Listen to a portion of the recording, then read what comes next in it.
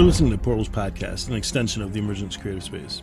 Listeners are transported into the hearts and minds of some of the most inspired creators, producers, artists, and activists around.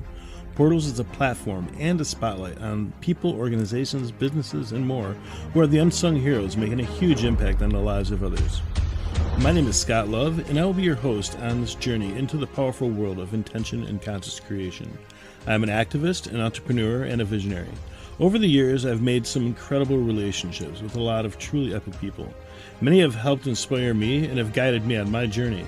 I believe they'll help you as well. Here's what's up. We are a people in transition. The choices we make now will affect lives for generations to come.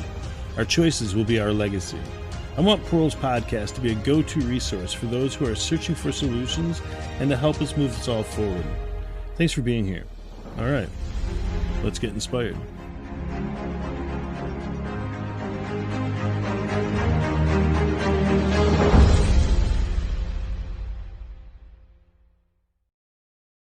Hey, what's going on, everybody?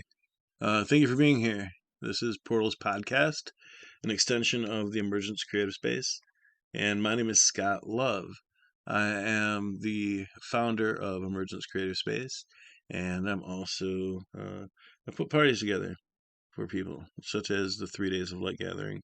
You know, we are in a weird space right now. 2020 is like the Hydra. Just more and more heads coming. You know, you think you got one understood this COVID thing, and then you got these uprisings, and then you got this now explosions, and my goodness, it's crazy. You know, and it's really easy to get sensitive and to feel fragile. You know, we have these triggers now that we probably never thought we had before. You know, thank God we have inspiring people we can look to. And maybe those inspiring people are around us. Maybe they're our family. Maybe they're our friends. Maybe they're 1,000 miles away or on the other side of the world. Maybe we don't even know them personally. We just hear a story about something that they did, some act of kindness, some way that they went out of their way to inspire or to help someone else. You know, we can find inspiration in a million different places. You know, it's really cool because we're finding out how resilient we are and how patient and compassionate we can be. You know, we're finding out that we're creative in all these amazing ways that just a few months ago we had no idea. Some people are taking up painting for the first time. Some people are getting into yoga for the first time. People are writing down stories that they've been thinking about for years. It's really exciting. I cannot wait to see the art that we get to share with each other when we're on the flip side of this. It's amazing. We're still here. You know, you're listening to this. You know, the world around us is filled with the descendants of survivors. We are survivors. It's in our blood. Going all the way back to that single cell amoeba that didn't die up to now. There's this line of survivors. We're just the most recent ones. And we're all dreaming, and we're all hoping, and we're all alive.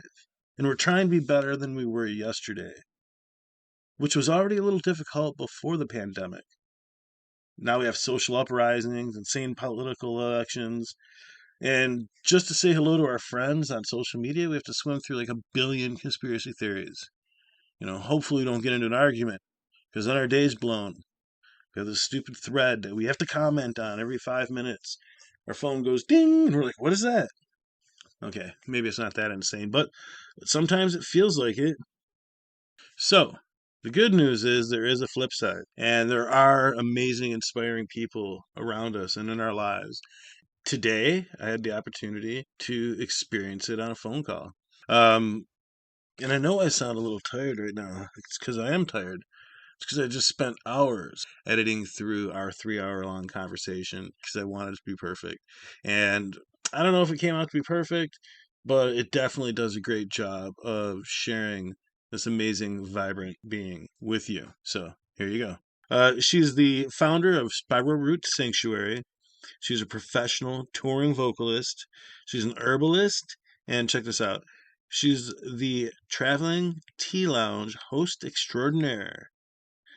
She travels with the Spiral Root Sanctuary and creates these amazing holistic tea lounges at festivals and just so much fun. All right, and with without any further ado, Ashe Summers. Thank you for calling, everyone. See what's really good about thank you for calling. Where's that coming from? Where did I even thank you for calling? Where's that relate anywhere in my life? Oh, I don't know. Maybe recording a voice message. Right? What the hell's going on? Thank you for calling Scott Love. You've reached my voicemail. Right, Please right. leave a message. All right. Oh, I know what I'm missing. I had it set right here. Here we go. I'm lighting some Palo Santo to call in clarity and communication and openness, inspiration, love, God, goddess, and all that other good stuff. Right here it is. Right? Here it is, right here. Right there. Yes. All right. Okay, so tell me about how you got into herbalism and how this path started. You know, when I moved to Asheville, I was so inspired by all of the people and how connected to the earth they were. Everyone I met seemed to have some cool thing they were doing, oh, I'm a massage therapist, Yeah, or I remember that. And it was so inspiring to me and so amazing. And I guess along the way, I just met some people who they could walk through the forest and tell me what everything was. They could tell me this is edible, or you can use this for a bee sting, or this is for if you have a fever. And it just drew me in. It just really drew me in to a point that I wanted to know more. And so I was told about this woman who was teaching energetic and esoteric herbalism in Black Mountain, and I studied under her for a little while. And then I found the Appalachian School of Holistic Herbalism, which is right in West Asheville, and just kind of continued my studies from there. I've always been attracted to that place. What was it like going to school there?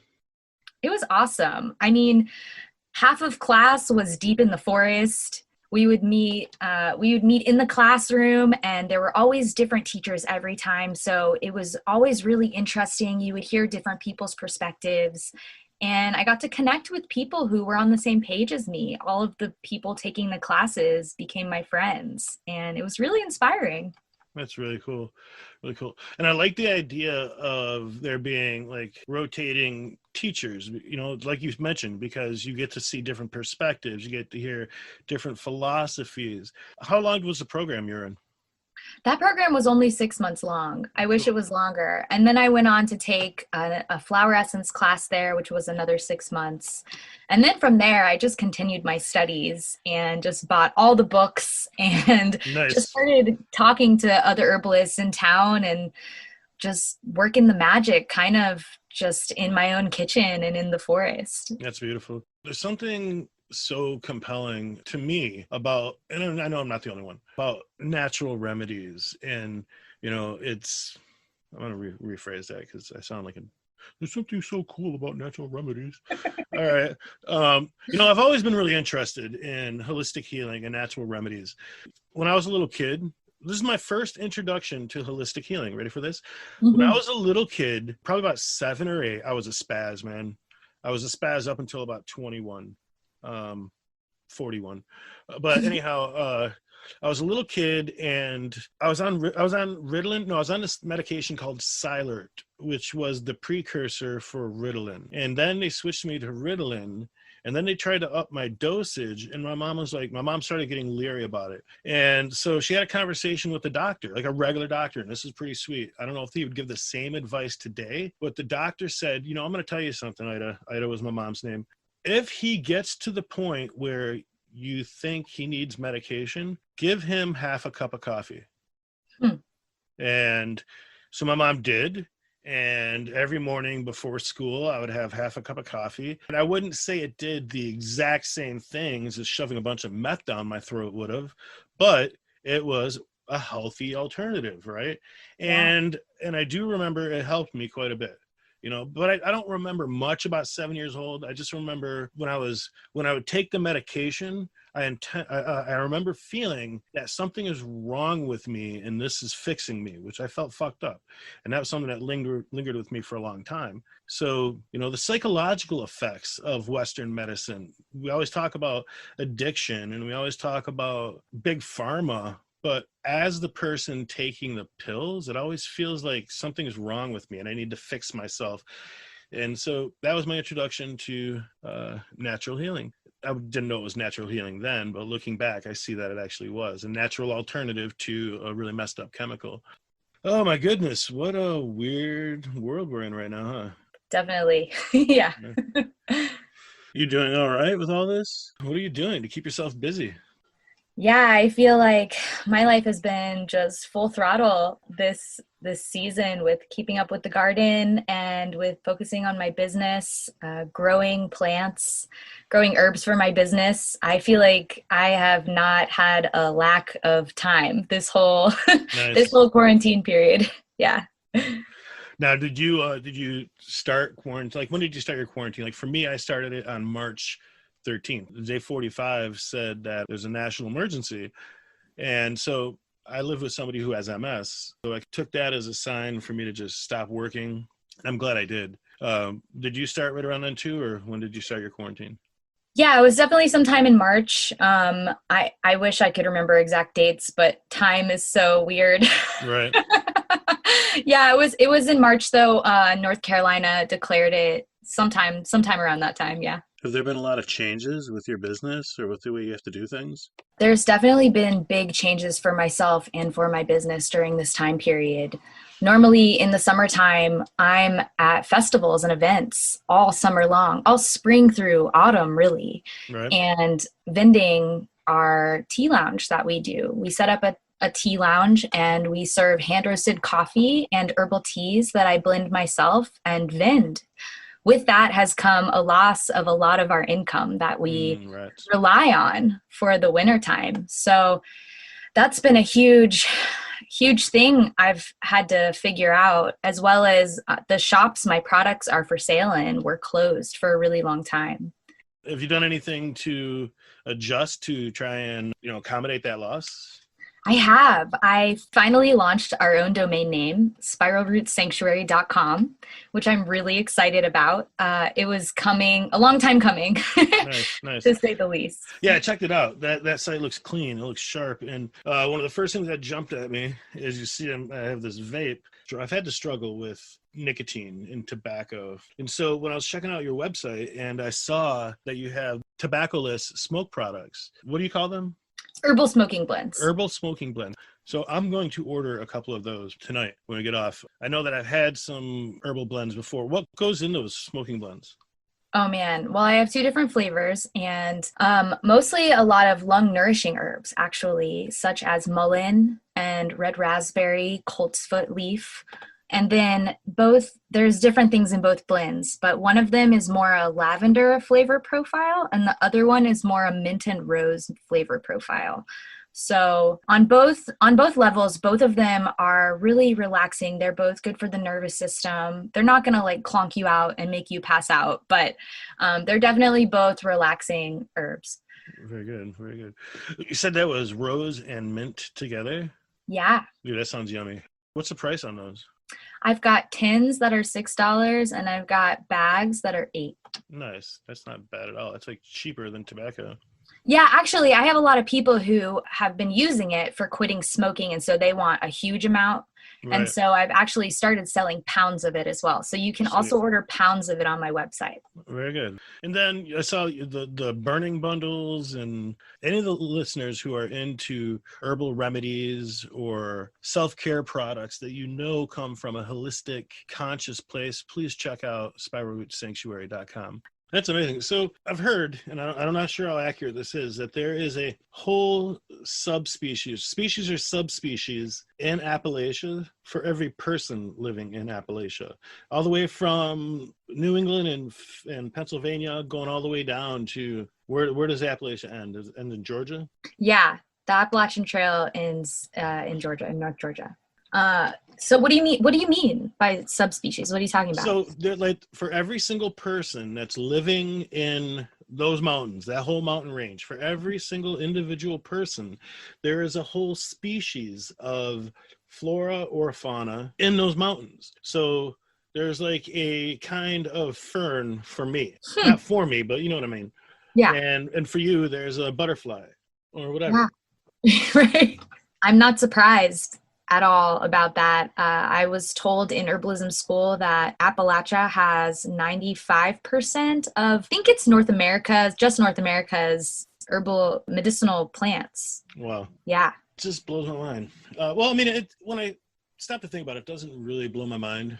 What it does is it just reminds me. That's what it is. When I say blows my mind, maybe that's where that connection comes from. It blows my mind and then gets me into my heart because it's reminding me of the connection. We are earthlings. Everything we are comes from the earth. Our calcium in our bones, the iron in our blood, the amino acids and vitamins and everything we are. We're earthlings. We're like an extension of the earth, so it's fascinating how there's an herb for every ailment that we have.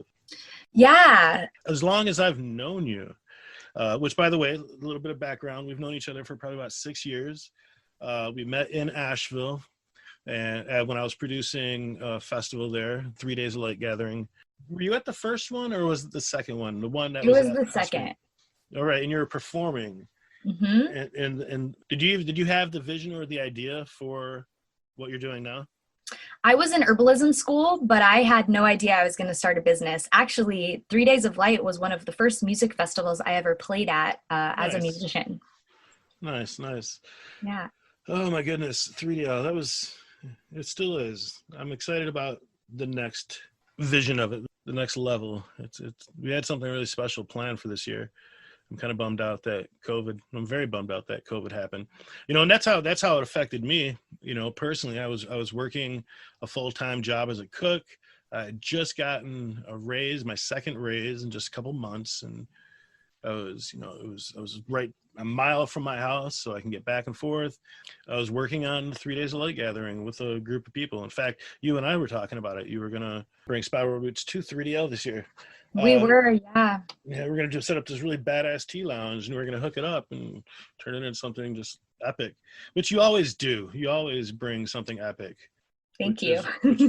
You're welcome. We had to change that. And one of the ways that I've adjusted as I just switched my focus to 100% working on the 3 Days of Light virtual, which is the first time I'm bringing that up. And we're trying to figure out a really awesome way to bring that forward. Totally. Well, that sounds awesome, and I'm excited about hearing more about that. I will definitely make sure that you know what we're doing when it happens. I'll let you know well before it happens. So we're trying to figure out what's going to make it sweet. A lot of these virtual festivals is just basically a person in their bedroom playing, and then a person in their bedroom playing, or a person in a park playing, which is fine, but there's nothing really compelling. So we're working on how we can make it compelling and interactive for the person that's watching. Yeah. And we have several ideas. I'm working with this guy, Caleb Grayson, who's out of Pennsylvania, and he's an audio visual engineer. Mm-hmm. And he also has done some streaming for churches and conferences and stuff like that. So we're going to work out something sweet. And I think, I know I'm going to move the date from October 1st. I may do something on October 1st, but we're probably going to do New Year's Eve. Right. All right. So let's switch back to talking about you. How long do you think modern medicine has been running? Maybe 150, 200 years? No, maybe before that, maybe 600 or 700. Actually, now that I think about it, going all the way back to the Greeks and the Romans and the Phoenicians. Yeah. But do you think there wasn't a pharmaceutical industry then? Was there? I doubt it. I highly doubt it. Right. And even so, those doctors back then were probably still using herbal remedies. Right. That's the point. That's what I'm point. Is that when did we switch from herbal remedies to pharmaceuticals? When did that switch happen? That'd be so interesting to know. It's actually interesting. I was just talking to someone about this, and I was more so listening into a conversation because I was sitting 6 feet apart from them. But they were talking about this exact thing you were just asking. And oh goodness, I hope I can remember exactly what they said in a way that's reasonable for sharing. She was talking about how there was some point where these allopathic doctors came in. There was some article that came out about how all these herbal remedies are actually not good for you and how they can harm you. And, maybe that was true for a few of them, but this whole list came out of all these things that people had originally been using for remedies. And when this came out is really when allopathic medicine took front and center and pushed herbal medicine away and said, no, like, you're just a quack. You don't know what you're talking about. And a great example of not knowing what to trust, whether it's holistic medicine or Western medicine, this whole hydrochloroquine thing. It is a trip. You have a whole slew of doctors saying it's the best thing since sliced bread, and these other ones saying, no, it's not tested, it can mess you up. So I don't know where to stand on that whatsoever. But what I did today find out is something really interesting, and that's how easy it is to make quinine. And that's, I guess, the active ingredient in hydrochloroquine. And it's supposed to have a number of other health benefits. Now, the flip side of that is, you don't just take it blindly, because it can, if you had a bad liver, it can mess you up. If you have a heart condition, it can mess you up. So this is in no way saying that anybody should take it. I'm just saying how easy it is to make it, talking about natural holistic healing. Okay, here it is. You ready? You just take 3 grapefruit peels and you fill them up about 3 inches above that with water, and then you just boil it, and then you simmer it all the way down until it's like this syrupy thing, and poof, you have grapefruit created quinine. Wow. Now, like I said, I don't know if it's good for you. I don't know if it's good for you, but I'm sure there's some medicinal properties there. Yeah. Well, I'd say eating a grapefruit a day wouldn't hurt anyways. Oh, I love grapefruits. I love grapefruit. When I was a little kid, I moved around a lot. 22 different schools by the time I was a junior. My mom was a bit of a gypsy. And so we lived in Florida for a while. And I remember walking to the school bus down this alley, and there being this grapefruit tree that hung over the fence. And I would take grapefruits every day and I'd just peel it on my way to school. It was cool. Hopefully the man who owned it didn't get mad, but it was a pretty big tree, man. There's oranges and grapefruits everywhere. Yeah, they're high producers too. So, something you were talking about really just struck me about my feelings, and kind of, you were asking me how I got into herbalism and natural healing, and what you were saying is so true. How, in my herbal school, my teacher always said, there is a place for Western medicine. If you broke your leg and you need to reset it, you need a doctor. You can't just take some herbs and hope that your bones grow back. However, there are so many plants and things that we could be taking instead of taking these pharmaceuticals that are owned by big corporations who may or may not have our best interest. I feel so strongly about that. And the fact that I can walk into my yard and find things that could help me if I have ailments such as a cold or a fever or have a headache or even depression or anxiety. I can find those things in the forest and in my yard. And that is so inspiring to me and reminds me every day how much the earth really provides for us. Oh, yeah, absolutely. It's so cool. Now, and what really blew my mind, you were asking me what really got me into herbalism, and it took me a minute to think about that. But really what got me into it was when I took an energetic and esoteric herbalism class. In that class is when we would go into the forest as our classroom, and our teacher would say, all right, go out into the woods and find a plant that you don't recognize and sit with it and meditate with it for 20 minutes and then write down what you experienced. And through this, we gained relationships with these plants in realizing that every single plant is alive. They are living beings, and with it, they have spirit. And that really opened my mind up so much to plant spirit medicine, and how every single plant has not only a medicine, but a personality related to it. Nice. And they're friends and allies. Have you heard I don't know exactly what the experiment was called, and I believe it's from The Life of Plants. Do you remember a book called The Life of Plants? The Secret Life of Plants, I think is what it's called. Maybe, yeah. Mm-hmm. The Secret Life of Plants, where they experimented with these two plants that they grew next to each other, and then they separated them, and they did, I'm not sure what kind of ratings they did, electrocardio or just some type of energy reading, that when they clipped this plant, the other plant felt it. I've heard of that. That's like, wow, what? Empathy. That's a perfect example of empathy. Energetic empathy. And it's beautiful. And let's translate that into humanity, our kind of empathy, the kind of empathy that, like, we are conditioned to compartmentalize. We are conditioned to compartmentalize our feelings and to distract ourselves from our intuition. It's a very cerebral experience being a human being right now. Yeah. Because if we tap into our hearts, not all of us, but a lot of people, I do sometimes, when I tap into my heart, I feel like anguish and pain for everybody. People that are living in fear, not everybody, because, but the hurt that people are feeling when their loved ones are dying, or the fear that they're feeling because of all the media that they're getting. I really wish I could just find a way to appease that, which is what inspired these conversations. What are you doing on a daily basis to process the world right now?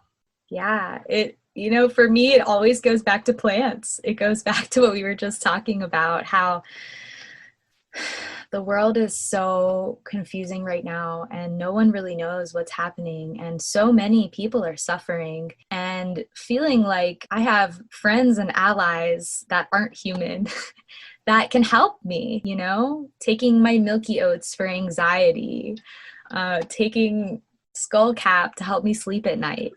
And they've become my friends. I find myself just out in my garden, harvesting plants, singing to them, and just being with them has brought me so much peace. Being in my garden and getting my hands in the dirt has been the number one thing keeping me sane right now.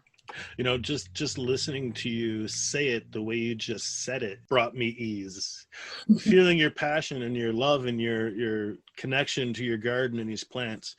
I'm going to share with you really quick. I have 1, 2, 3, 4 things growing right now.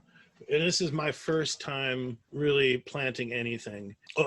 Other than back in December, like I mentioned, in December I planted some weed plants, some marijuana plants, and those were beautiful. And honestly, maybe it's because I just loved them so much, but it was like, and because I loved them, they provided for me. But it was like literally some of the best marijuana buzz I've ever had.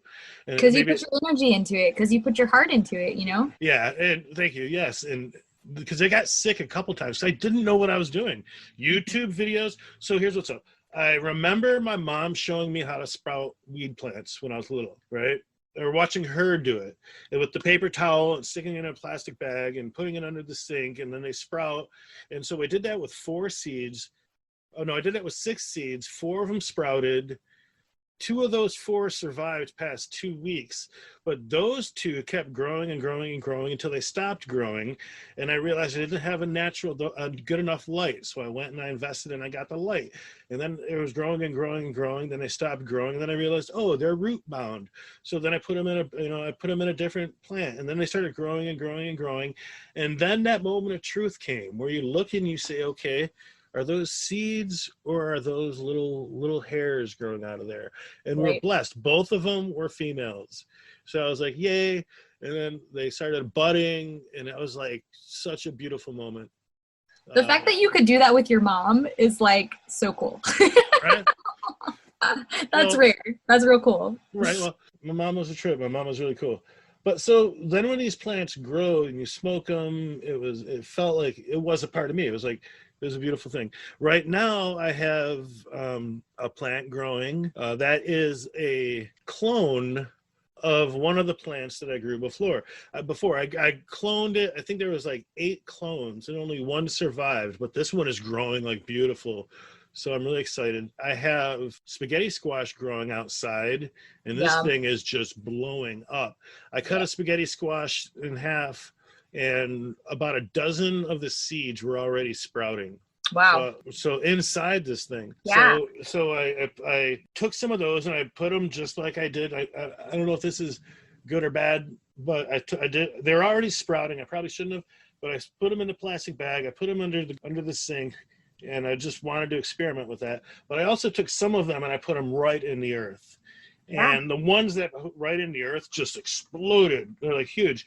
And this is just like a month ago. And these things are, they're viney. So their vine shoots are growing up along the side of the porch. And I'm just excited to see what happens with them. I also have some, what is it? Thyme. I have thyme growing. Mm-hmm. We have some lavender growing. And I think I have some peppers growing. I have to see if they're still growing or not. They might have gone bye-bye because we've gotten a lot of water lately. So, Yeah, it's a process, trying to figure out how to work with nature instead of against her feels so important. And yeah, sometimes it rains too much, or sometimes you get bugs, and you have to right. learn how to work with that. It's well, as I'm getting older, I'm realizing that there is a recipe or a set of instructions for everything. They say that there is no, at least something that they used to say when I was growing up was there is no book on how to live. But now I think there is, and I think it's called the internet. That's probable. At You least know? at least some guidance, maybe Right, not right, completely tell you how to do it, but like there's guidance and right. there's ways to learn, which is really cool. The more information we have, the more understanding we have. And the more understanding we have, the more knowledge we have. So it's a balance. It's a balance between the knowledge and the intuition.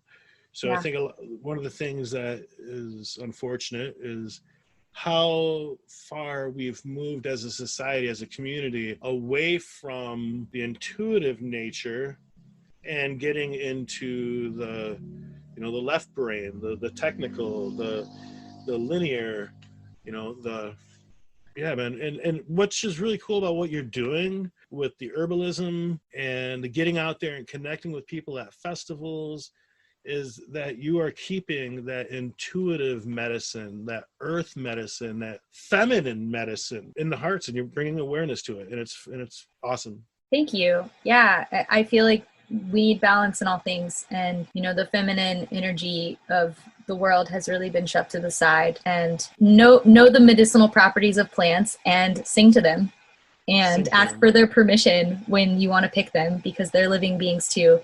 And Right. they want respect. It's cool. I have recently started taking vitamin D along with multivitamins, and I'm going to look online. My diet has changed considerably over the last couple months, where I'm doing much more fresh vegetables. I'm doing smoothies every day. You mentioned in our correspondence that you are doing intermittent fasting. I am. How's Yeah. that working? Great so far. I'm only on day 5. So, Okay. but some health issues that I was dealing with are already clearing up, which is amazing in 5 days. And For those that aren't familiar with intermittent fasting, do you want to explain to the listener what you're doing? yeah, so from the research I've been doing, because I'm still new to this, I'm still learning, intermittent fasting is more a way of life. It's more a lifestyle choice than a diet. So there's different ways you can do it, but the way I'm doing it is I will eat within an 8-hour window, and I'll eat my normal meals, whatever I would normally eat. And I eat fairly healthy and organic already. And some people just eat whatever they would normally eat, which is whatever they normally eat. So you fast for 16 hours and eat for 8 hours. So my eating window is from 11 a.m. to 7 p.m. And during that time, maybe I'll eat 3 meals, maybe I'll eat 2. But the point of it is that when your digestive system has a break, it allows your body to heal, because digestion takes a lot of energy. So when you're not digesting all the time, your body is able to focus on other parts that need work and need assistance. That makes so much sense. It makes so much sense. I've experimented with some intermittent fasting over the last couple of months. I mentioned a minute ago that my diet has changed. My window was from noon to 8. Although I've been breaking it, I've had a lack of discipline for this last week where I'm making some snacks. And the snacks I'm eating, it'd be cool if it was like a bowl of carrots or some celery or something, but it's really been, maybe it wouldn't even be cool, but it's been like chips and salsa and a lot of salted roasted nuts. Yeah. And honestly, that's why I started doing this, is because I was snacking way too much. It's so easy right now, right? We're all like stuck at home, and there's not, there's Right. not much keeping us as busy or as distracted. And it's easy to just go for those chips or go for the crackers. So this was kind of my way of reminding my body, to help it know how much food it really needs. And what I love about it is I can drink tea whenever I want, because black coffee, herbal tea, and water are available to you even during the fasting period. So, Okay. yeah. There's a lot of people sitting at home listening to this right now that are going through processes, depression, anxiety.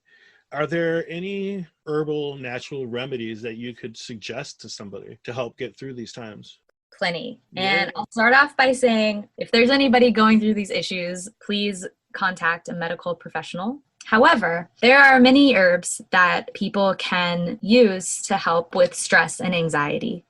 Some of the ones that I really love for myself personally are milky oats, passion flower, chamomile, which you can find chamomile like at any grocery store nowadays, which is Right. fantastic. Lavender is so sweet and gentle. Lemon balm, kava, if people like kava. Some people do, some don't. Let's see, I'm in my apothecary right now, so I'm like looking, Nice. look around and see.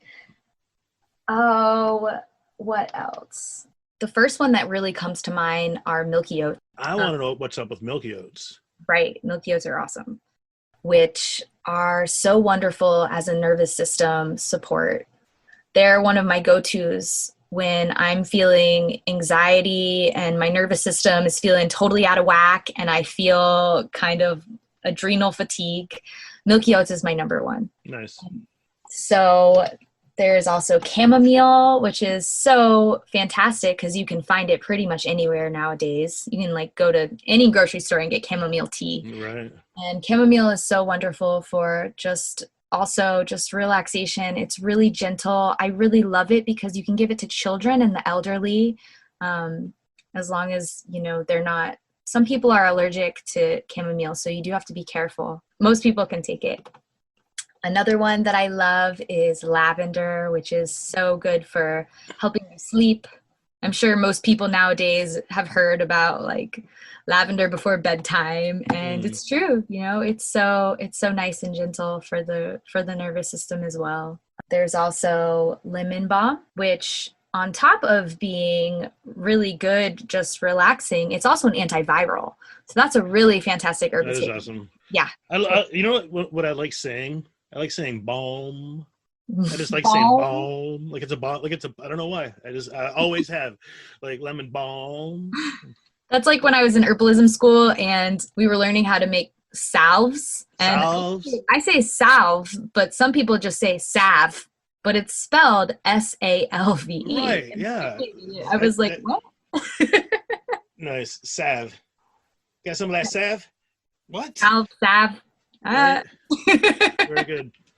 You know what? You mentioned lavender. I love lavender. I think everybody loves lavender. Right. I mean, you can put it in. Just 2 days ago, I had to go out and buy a new mattress top for my mattress because my bed's been hurting my back. And I went and I bought a 3-inch piece of foam. That was great. But the night before that, my back was a little sore, which is what inspired me going to the store. And I used essential oils. I put some lavender in my bath mineral salt. Yeah. And I shook it up and I put it in there. I do that kind of stuff all the time. What are some different ways that people can use these herbal medicines you're talking about right now? Totally. I'm always an advocate for tea. I love tea. I love herbal tea so much. And, some people might not have the ability to grow and harvest these things themselves. And so, you can always get it loose leaf and put it in a tea ball, or you can find tea bags. Those are both options. Other ways would be taking tinctures, which is how you ingest milky oats specifically.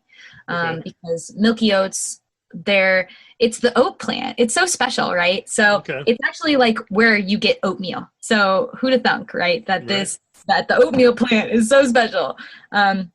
But when the oats, they form this thing called latex, which is pretty much nothing like the latex, like medical latex or whatever. It's just this milky substance that comes out of the oats when they're forming. And that is what you tincture and turn into milky oats. So, Okay. yeah. So Yeah. it's like what's that called? The juice that comes out of it? It's called the latex. Latex. Okay. Yeah. Very good. Which is why you called it the latex. That'd be what? Awesome. Yeah. So how do you make a tincture? Do you okay, I recently had been introduced to tincture making when I'm in Michigan, so everything I'm about to say is completely legal. I grew and harvested 2 beautiful marijuana plants, and I turned them into tincture. And what I did is, I roasted it for a little bit in the oven, and then I ground it up, and then I put it in Everclear alcohol. And so it's an alcohol extract, and I let it sit. It's still soaking in it now. That was a couple months ago. Is it, when you say a tincture, is it that same process or is it a different one? So with cannabis, you have to decarboxylate it, Right, to release the healing properties of it, essentially, which decarboxylate, for anyone who doesn't know, is heating it. With other herbs, you don't have to do that. So I don't heat my herbs when I create a tincture. I just simply pretty much put them in a jar and add alcohol. There is some math involved. It's a little more. There are 2 ways of doing things. There's the wise woman method, which I love that name. It's the best. yeah. And that's essentially when you would harvest herbs and fill them up in the jar, and then just add the alcohol on top and shake it up every couple days, leave it in a dark place, and in a month you would strain it. And then there's also the other method, which is more scientific, where you use math to actually figure out the weight and density of the herbs and the extraction methods and how to get the most medicine out of the plant material. So, but yeah, what you're talking about is totally a tincture, what you made. It's just, for me, I don't heat up the herbs I'm using. Right. Actually, I made 2 different tinctures. I made one that I did not decarboxylate. Is that the word? Decarboxylate. Boxylate. I always just call it decarbing because for that very reason, I don't remember the whole word. I did one that was raw, and I did that one for CBD, and I did one that was roasted, decarboxylated. Did I say it right that time? Yep. Okay. Yep. And I used that one for medicinal reasons, but also euphoric reasons. Yeah. And so talking about the CBD, I'm really excited. So I'm going to be partnering with some friends of mine who have a hemp farm here because even though cannabis, the female plant, is not legal, hemp is here in North Carolina. And we are going to be collaborating, and I'm going to be adding some CBD buds into my herbal smoking blends. Nice. So that's a new product I'm really excited about working on. That's really cool. Dude, you are so cool. I'm just thinking about how over the years, it's, even though I'm not going to say I've been watching your progress, but I'm aware of your path. I'm aware of, what was going on in your world during the second 3 days of light, in relationships that you were in, and how you're shifting. And I remember when we first talked about doing the tea lounge at 3DL. Now, had you done it before that? The first time the Tea Lounge ever came into existence was actually for the solar eclipse that happened. When was that? Was that in 2017? In August of 2017 was that big solar eclipse? That was like during the Oregon eclipse gathering happened. Yeah. Yeah. So some folks on the East Coast said, well, we want to do an eclipse gathering for the East Coast because everyone's out in Oregon. We can't all be there. So a friend of mine hit me up and she said, hey, like, will you vend, just the plants and the herbal products? Because on top of of making herbal products, we also have a native and medicinal plant nursery, which maybe I can touch on at some point. Yeah. But yeah, so she contacted me and said, hey, can you do this? And would you also serve drinks, which we hadn't done before. We only just sold our tea jars to people to take home. And she said, will you set up a lounge? And I hadn't done it before, but I felt really enthusiastic and excited about it and was like, yeah, I'll do it. Let's do this. We did it. And it was such a success that we pretty much just started applying to festivals the next year. So starting in 2018, and we just never stopped. That's so cool. You know, that's what inspires me about you is how every step of the way it's been bigger and better. Some of the spaces you create are so inviting and so welcoming and healing. Just coming into your space is Thank healing. you. It's really cool. And I know it's not just you. I know that you have incredible supporting partner in Tony. How did you guys meet and how did you decide to start working together? Yeah, so Tony and I met when I was on tour with iStar, actually. We were playing at a festival in West Virginia called Culture Fest, which maybe you remember I Lori and remember, Robert from yep. Option 22. Option Yeah, 22, yeah, yes. I love those yeah, guys. yeah. And at the time, I was living out of my van, just traveling around with iStar on tour. Tony and I met, and it was like the second we met, we just knew we were supposed to be doing something really big together, which was really cool. And he tells the story of when we met, and I said, "Hey, you want to see my traveling apothecary in my van?" And he tells people that's how I lured him in. Um, Wow. Wow. That and that's really cool because it that speaks to the kind of relationship. It's like what it's rooted in. It's beautiful. It's like instantly there's multi-level connection. So much so. And so, not long after we met, I decided to move to West Virginia, where he has a family farm. As soon as I moved there with him, we basically decided, we have to do something to get by and to make it in life. And we started this business together. And Tony's focus is really on growing plants.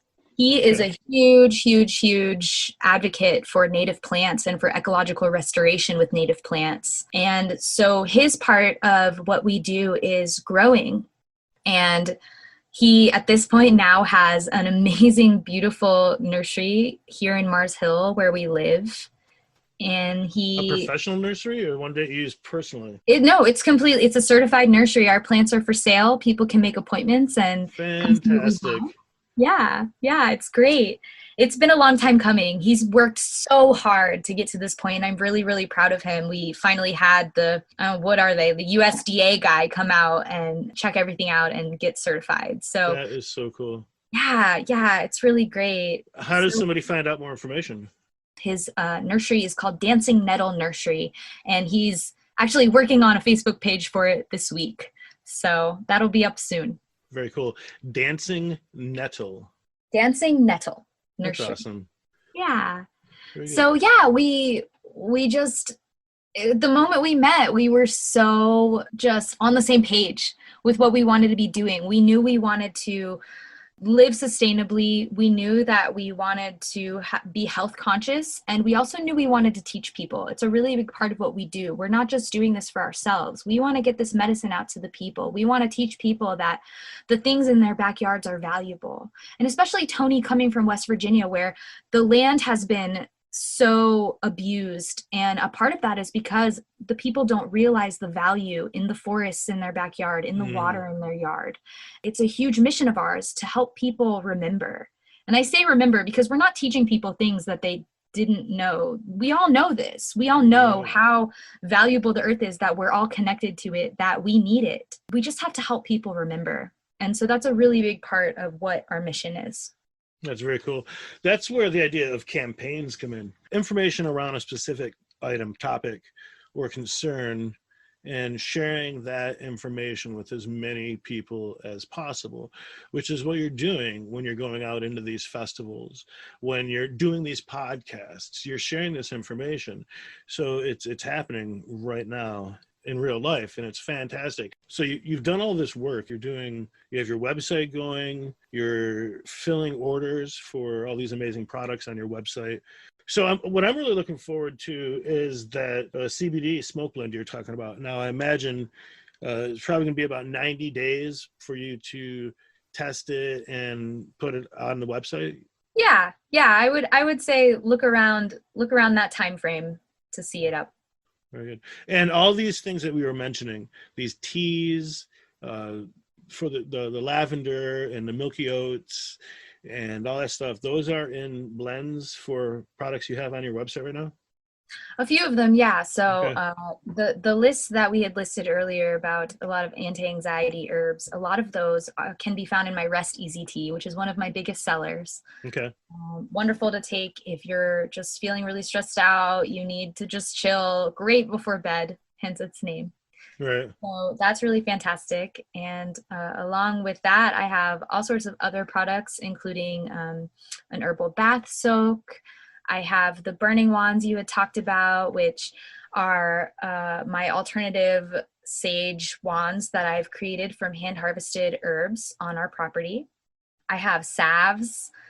So I have an all-purpose salve, a cayenne lemongrass muscle rub, a black drawing salve, and then my biggest seller right now are my hand sanitizer sprays, which, Nice. as you can imagine, have been pretty popular. Very good. What are you making the hand sanitizers from?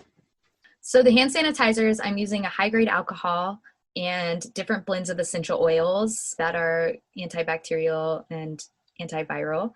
And then there's vegetable glycerin, which kind of holds it all together. Okay. Yeah. Very good. Simple. Super Simple but simple, effective. but very effective. Right. Yeah. Very good. Very good. Dude, you're an amazing vocalist. So I want to switch gears real quick. Tell me about how you got into singing and what inspires you and who your influences are musically. Well, my mom said I sang before I talked. So Nice. so I don't, how did I get into singing? I've been singing my whole life.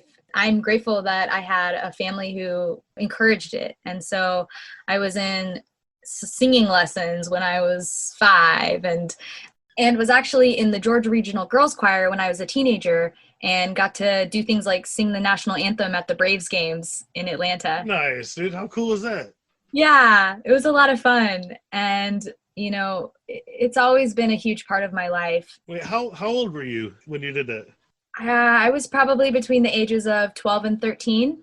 Were you just scared shitless, or were you like, how did that feel? You get out there in front of all those people, Well, we sang in a group, to be fair. I right? didn't sing just myself. But That would be still, you're terrifying. in front of thousands of people. Yeah, but when you sing with a group, and this is so much why I am a harmony vocalist, Okay. because you're singing with other people, but you meld into this oneness that it's so hard to explain with words. It's like a No, that's beautiful. It's you meld into a oneness. That's like wonderful. yeah. Yeah. I love like when I'm at church, when I go to church, which every once in a while I'll go to church. I love solo performers, but I feel the choir. Yeah, it's so powerful. Yeah. Yeah, and oh, gosh, I just love harmonies. I'm just like such a harmony junkie. I just love them so much. They make me so happy.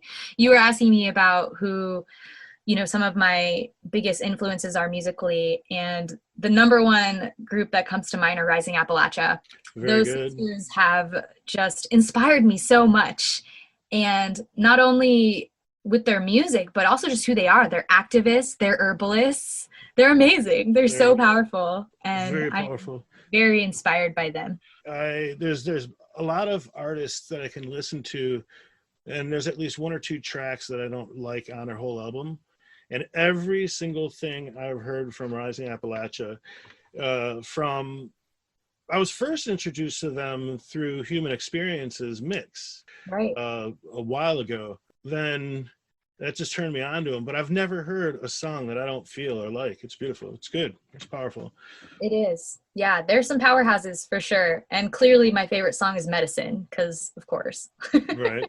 So what are some goals you have for the near future? Like you have all this time, you're working on your website, you're creating new products. What are some short-term professional, what about some professional goals and some personal goals? Yeah, professional goals. I've had so much time, which has been a blessing because first off, I've been able to make my garden like way bigger than I've ever been able to make it before, which is really exciting for me because my number one goal for my business is to grow and harvest 100% of the herbs that I use in my products. And that's a really big feat because I use a lot of herbs. Okay. I'm really close, actually. It's exciting to know that I grew a giant patch of milky oats and I have a giant patch of calendula outside right now. among a bunch of other things. It's a lot of work, daily harvesting and daily processing to get to this place. So that's a huge thing that I'm working on. On top of that, we have the family farm up in West Virginia. We have 51 acres up there to play with. And the vision is to turn a part of it into a medicinal herb farm so that we can grow large swaths of things like echinacea, lavender. And I'm really excited for what that's going to turn into. That's so cool. You're so living the dream. You realize that, right?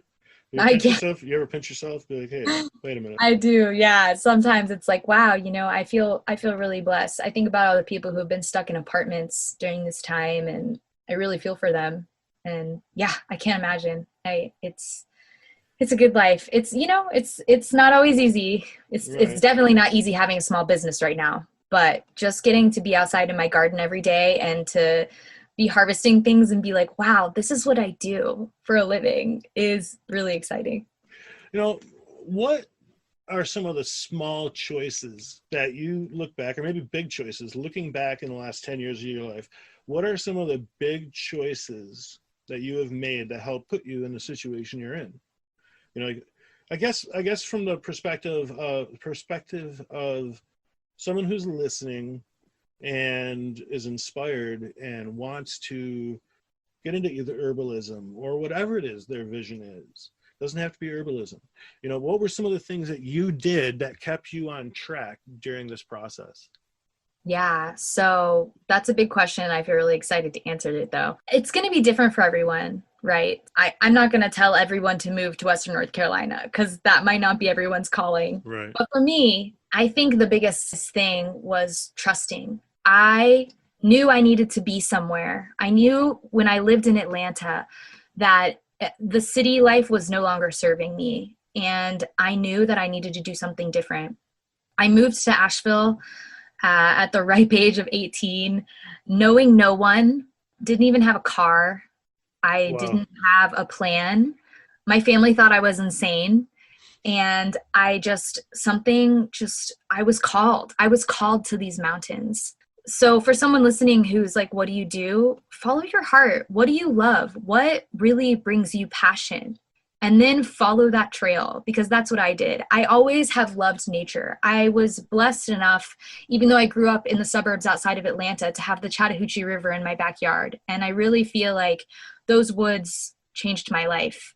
They allowed me to connect to nature. And because of it, I was always very, very, very connected to the outdoors and to plants and to the water. And so when I became an adult, I wanted to be closer to that because I knew that that's what brought me peace and happiness. And I knew that I had a passion. And, I really didn't even get into herbalism until I was 23. So it took me a few years to figure out what I was doing here. But that's a big one. Trust. Just follow your path and then just trust. A lot of the big things that I've done in my life have really come with me jumping into the wind without knowing what's going to happen next. While I'm not saying like everyone should just like throw away everything they own and like go travel or do something crazy and wild, maybe you don't need to do that. But for me, it was so much about just having this knowingness inside of me and following my intuition. Very good.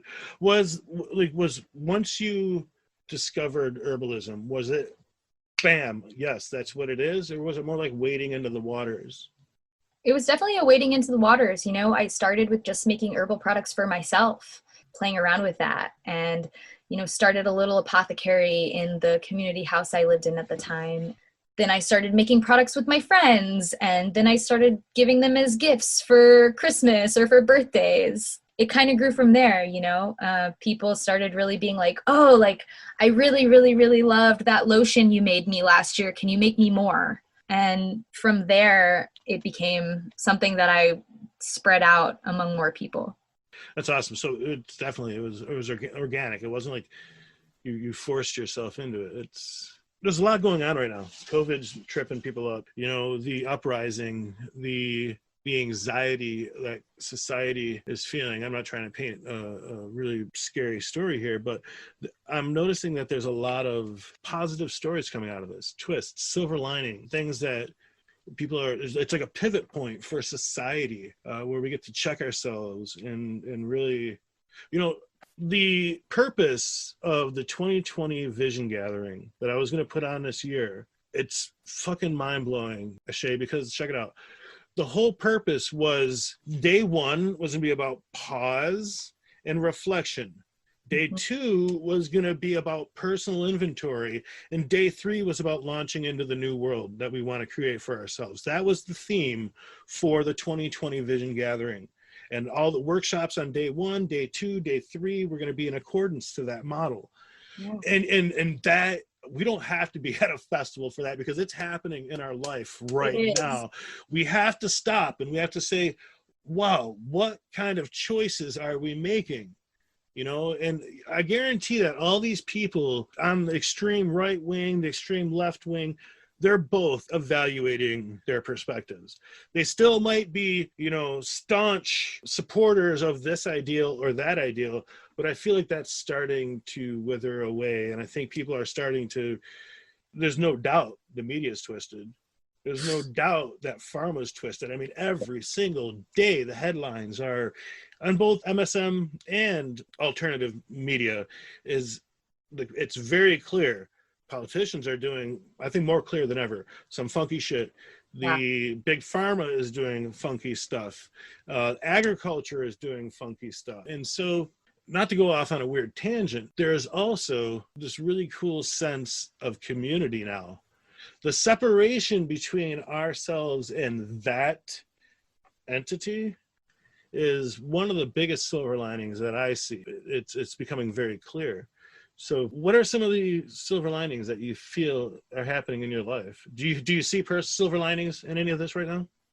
I do. And I mean, of course, I absolutely agree with everything you just said, as far as just how this world was so fast paced and everyone was go, go, go. And now they've been forced to slow down. Not only does that stop people dead in their tracks and make them really have to reevaluate the way they've been living their lives, but it's also forced them to actually look within themselves and do a little bit of personal exploring. Like, what do I really love to do? Do I love, you know, being on my feet 12 hours a day as a waitress? Like, do I love sitting at a computer desk from 9 to 5? And that's been really amazing and beautiful to see. Within myself and my own life, the amount of people that have reached out to me and said, hey, I'm starting a garden for the first time. Where do I start?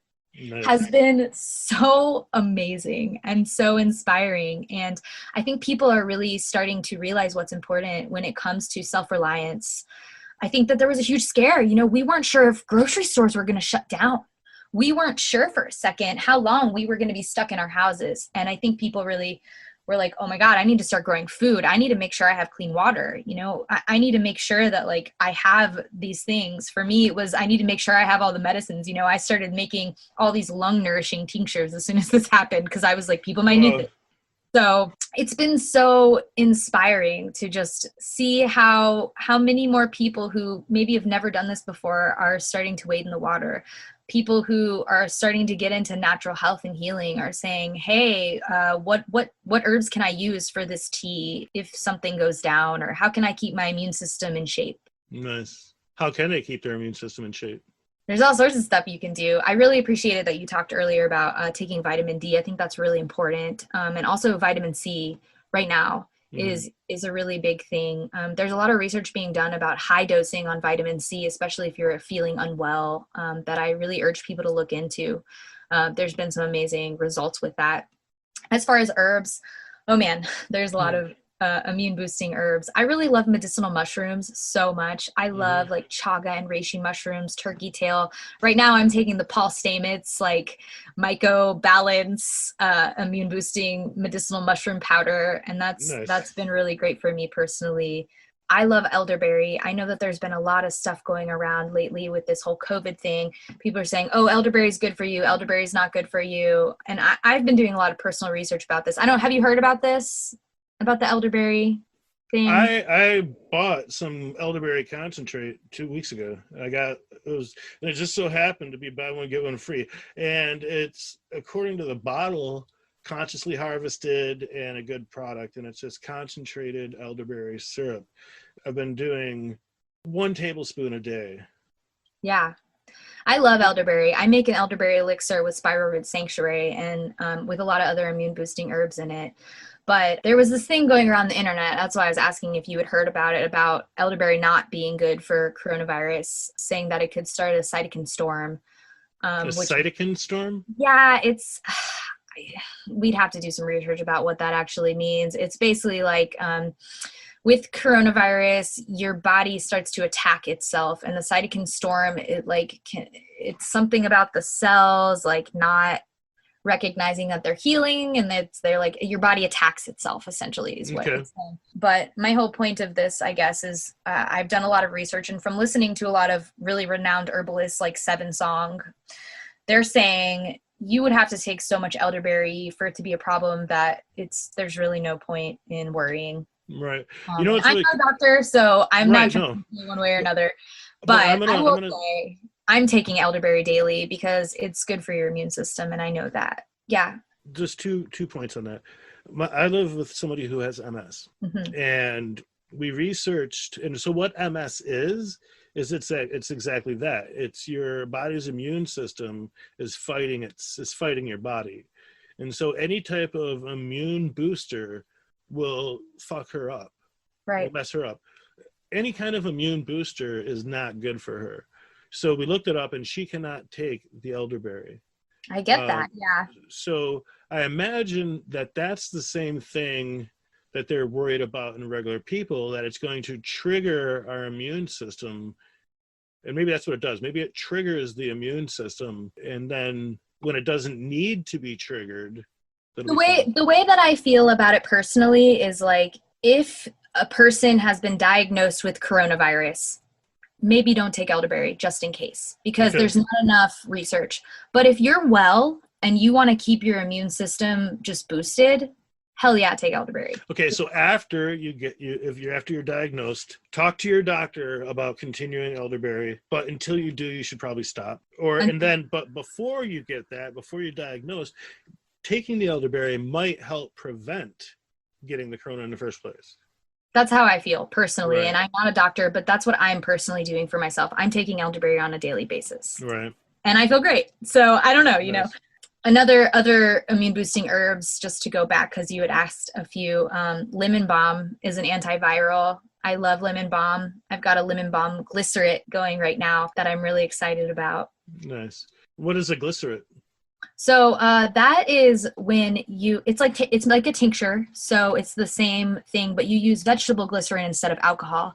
And glycerates are fantastic for people who maybe are recovering addicts and can't take alcohol, or for children. So I really love them. They're gentle. It's also sweet. It's like the sugars it's vegetable sugars essentially, but it doesn't like up your glycemic index. It's not like cane sugar. So it's really great as a tincture alternative, and it tastes amazing. Lemon balm is so delicious already. So I love Thai food, and lemon balm's good in Thai food. A lot of Thai foods, a lot of Asian. I love Asian food. Yeah, so I think you mean lemongrass though. I am thinking about lemongrass. You're right. Holy smokes.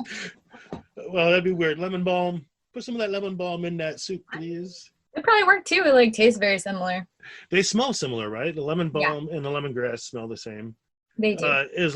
So lemon balm is a completely separate plant, though. Yes. Okay.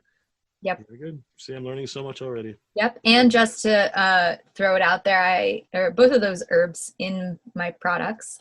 I have a Tulsi lemongrass tea, which I love to take after dinner as a digestive. Because lemongrass, that's why they put it in Asian food, in Thai food, is because it's wonderful for helping digestion. Okay. So, yeah, got that. And then the lemon balm I have in my Rest Easy, because it's also really relaxing. I understand that everything has probably shifted considerably for you as far as your professional goals from, say, 5 months ago to where they're at right now. And, you know, that's the key to being successful, because a lot of people, I'm sure, are not only not progressing their business, but I'm sure a lot of people have given up. I know there's been moments where I felt kind of like giving up, you know, not necessarily giving up, but just shutting down for a minute. what are some of the ways that you've adapted your plans for your business? And Yeah, well, obviously focusing on my online presence, which is so hard for me because I just want to be in my garden. I don't want to be online doing stuff, right. but that's been really good. And also, I'm still a little bit able to focus on the goals I had this winter before all this went down, which my biggest goal for the winter moving into this year was to get into more shops, to get my products into more stores. Right now I'm in 15. Sorry. All right, try again. No, that's good. I've been doing this the whole time. You've been smooth and silk. I've been like, so you're due for one. Sweet. Right now I'm in 15 shops across Appalachia, in between North Carolina, Tennessee, Virginia, and West Virginia. And so I'm still working on getting into more stores, which is really exciting for me to get my products out there to places that I'm not. Most of the time in the summer, I'm at a festival, right, talking about my products and talking to people about plants and having them purchase them. And it's nice to be able to just drop things off and have someone else do that for me. So that's a big goal. And you get to spend a whole year in product development, which is really cool. I do. Yeah. Right now I've been working my newest product other than the CBD smoking blend, which is a new thing I had never talked about before this podcast. But my other new product is an herbal bug spray. What? Yeah. It's good. I'm excited. I've had a little bottle, like a little prototype, and I've been taking it around anytime I go somewhere around people outdoors, and I'm like, hey, try this out. Let me know how you feel. And I've gotten positive feedback so far. So that's really good. That's really cool. So it's like an herbal bug off. Yeah. It's going to have a bunch of essential oils that keep bugs away, but I'm also tincturing some herbs in witch hazel and also in alcohol to keep the bugs away as well. Okay, very cool. One of the silver linings for me personally was this podcast is something that I've been dreaming about doing since Emergence Earth first entered into my consciousness in 2011. I've practiced recording with my phone and I've done interviews with people during this coronavirus pandemic or whatever it is, quarantine, we'll just call it quarantine. During this quarantine time, I jumped. I just took a jump. I was sitting there. I'm like, okay, I have this extra money now. I'm not doing anything to spend it. What can I do? So I upgraded the Emergence Creative Space website and I spent $1,000 on creating this podcast. So I invested in myself, which was big because I haven't invested in myself in a long time. Other than my basic needs like phone and rent and food, every penny that I make goes to the community in one way or another, whether it's creating events or paying off debts that have occurred because of these events and so I haven't bought myself anything in a long time. And so, and here's what's up. I even had to convince myself that I'm not convince myself because it's true. I had to come from the perspective of, even though I really wanted it personally, I had to convince myself that I'm doing it because the community is going to benefit. It's like this weird thing, but the long and short of it is that I was able to create this podcast and it feels good. It feels natural. And I bought 3 headsets and I bought 3 different kinds of mixers and I had upgraded and I bought this computer and I'm feeling really good. I'm feeling uncomfortable still with the sound of my, like talking so much. The more I do it, the easier it is, and the more it feels like it's coming from here. The first few that I did, I felt like I was thinking a lot.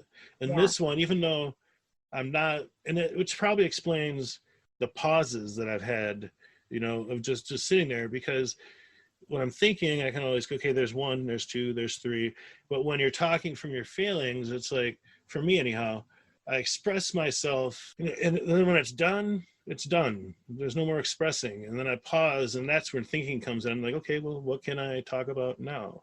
And what a great way to connect right now, where people are having such a hard time connecting, to be able to offer these podcasts and really reach out to people and get to have real conversations about real things is so important right now. It's so necessary. Very good. Yes, indeed. What did you have for lunch? I had a smoothie. I'm also on the smoothie kick. Love smoothies. Okay, cool. I've been doing a lot of smoothies lately as well. What kind of smoothie did you have? What went into the smoothie? Let's see. It was banana, blackberries from our backyard, blueberries, strawberries, and then a whole bunch of powders.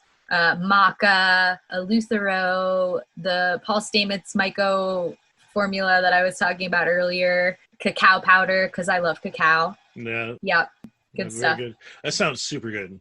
Yeah, Sounds it's pretty dang. My smoothies are usually almond or coconut milk, a powder. I usually do a protein powder and a super greens powder with frozen strawberry or frozen berries of any variety. Usually the blueberry, strawberry, raspberry blend, or maybe it's blackberry. Sometimes I'll throw an avocado in there. Sometimes I'll throw a scoop of peanut butter. Yep. Sometimes I'll chop up a bunch of spinach or kale and I'll throw that in there. Bananas almost every single time. And I don't think I've ever made two smoothies that taste the same. I'm in the same boat. Yeah. Normally I add almond milk. I was out today. Right. But I'll usually throw some kale or a carrot or like, yeah, it's always different. It's great. It's like, and if I really like it, I try to remember, but you know. I don't know how you feel about dairy. A lot of people are like, dairy. And I'm kind of getting there myself, but a lot of times I will add either a yogurt or kefir to my smoothies. Nice. Yeah. I'm mildly lactose intolerant, so I have to say yikes. myself. But. Right. Tastes good, but nah. Yeah. All right. Well, as we we just have a few more minutes here. I don't want to take up too much of your time. I know you are you're highly sought after, and that you have you're on the Presidential Herbalism Medical Board. Is that correct? Oh God, no, definitely. All right, sorry. I just wanted to mess. I was just messing about. All right. Yeah. So we're going to be wrapping this up here, Ashe. I really appreciate the time that you have shared with us. And I'd like to know if there's anything that I haven't covered, that we haven't covered yet, that you would like to share with the listener. The thing I really want to give to listeners as a little piece of just information that's been really important for my life and something that I've learned is just becoming as self-sufficient as possible. You know, I really suggest to all people, even if you live in a city, learn to grow your own food. You know, learn to cook, learn to sew, learn to make and build things. I mean, these are skills that all of our grandparents surely knew how to do, and it's been lost in a single generation. And I feel like we really need to take it back. We're not separate from nature, and we need to remember this. The sooner we can begin to heal ourselves and the earth, I feel like society is going to heal, and it's going to help generations to come. You know, for me personally, learning to garden has been one of the most healing experiences I've done. And it's helped me remember that humans are just a part of the cycle and we're powerful and we can actually help the cycle and support it by doing our part. And, you know, it doesn't have to be some crazy over the top venture. Like, don't expect to know how to grow an epic garden in 1 year. It takes so much trial and error. I mean, I have had so many plants die on me, but it's a part of the process, you know, like you don't just start out and have this beautiful epic garden. You just start with one tomato plant and research, look into it, figure out how to keep this one plant alive. And from there, you can plant a big, beautiful garden eventually over time. And the last thing I really want to say is to remember to ask for guidance and for help. You know, don't be too proud to admit when you don't know something. I feel like if I never asked questions or accepted when I didn't know something, I wouldn't be where I am today. I feel like I've learned more from the mistakes I made than any success I ever had. The fact that we all make mistakes is such a beautiful part of the process. How do we learn otherwise? You know, it's so important. Right. So just remember, like, ask for help, invest in yourself. If you want to know more, get a book on it, take a class. Now we have YouTube. You can find literally anything you want to know on YouTube, it feels like. That's really the biggest thing I want to let people know is just get back to your roots, get back to the earth and put your hands in the dirt, see how it feels. I feel like everybody's going to find that it brings them a lot more peace. Yes. Fantastic. That I'm inspired. I am ready. Where's the dirt? Where's the plants? Very good. Ashe, thank you so much for being here. This is fantastic. I feel like I just sat through a workshop on medicinal healing and herbalism. I feel blessed. I love blah, blah, blah, blah, blah. Yep. That's what happens sometimes. All right. Sometimes you just go. We've been here a long time, man. We've been here a long time. Scott, thank you so much for having me. It's been really fantastic to get to talk about the things I'm really passionate about, and it's just been really great having conversation with you. So I look forward to coming back in the future. Thank you so much. Very good. And that is a wrap. All right, we did it. Thanks so much for checking out this episode of Portals Podcast. Be sure to check out Ashe's website, spiralrootssanctuary.com. Also, I'd like to invite you to stop by the emergencecreativespace.com website. There you'll find the Indescript magazine, the community directory, and the Emergence Creative Space Marketplace. If you're interested in supporting Portals Podcast, please take a look at patreon.com/Emergence Creative Space. All right, thank you so much. Hope you got inspired.